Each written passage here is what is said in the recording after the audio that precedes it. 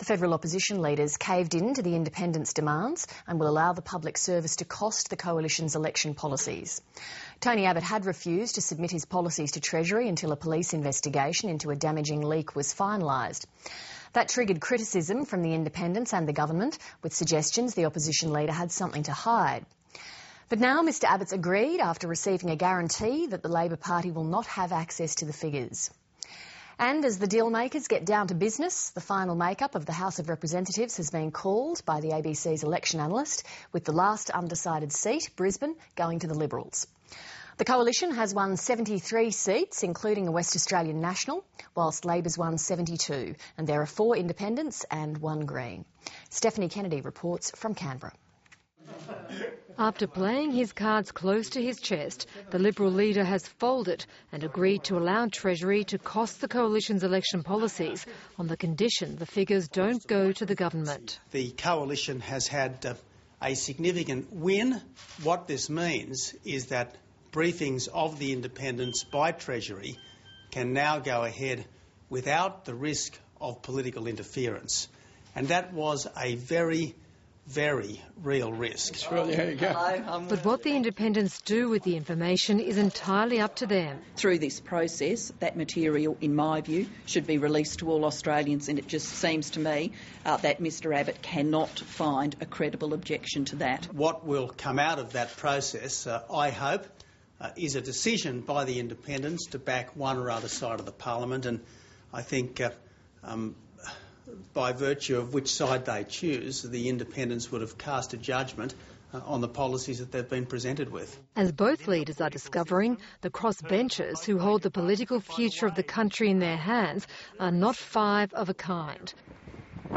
Another player in this game of political brinkmanship is the Hobart independent Andrew Wilkie.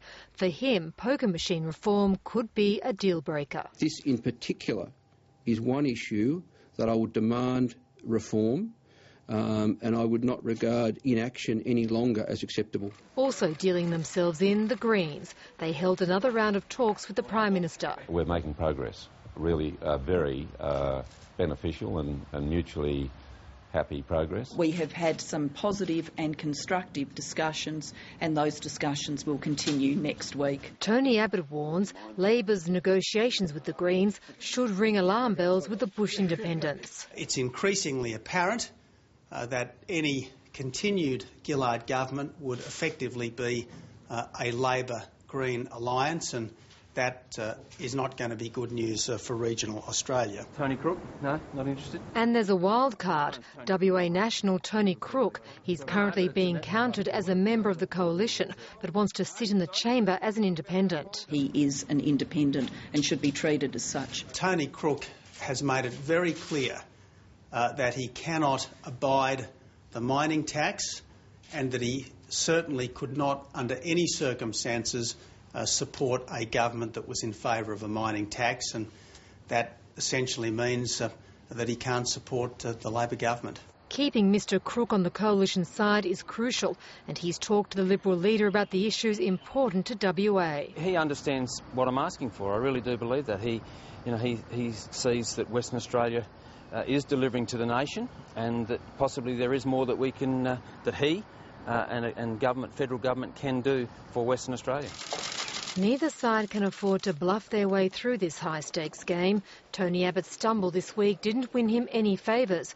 He's starting the next stage of these delicate negotiations behind, and he has a long way to catch up if he's to persuade the independents to install him in the lodge. As a human being, I guess I'm probably more conservative in my economics than not, and naturally leaning towards the Liberal Party normally, but if games continue, if people aren't being fed income, it makes it very difficult for a call to be made. There is a sense that there's 2 people trying to become Prime Minister and only one's having a go. And back in play, the Governor-General. Her son-in-law is Labor power broker Bill Shorten, and she's been told by the Solicitor-General that there'd be no conflict of interest if she's called on to decide the outcome of the election. Stephanie Kennedy, Late Line.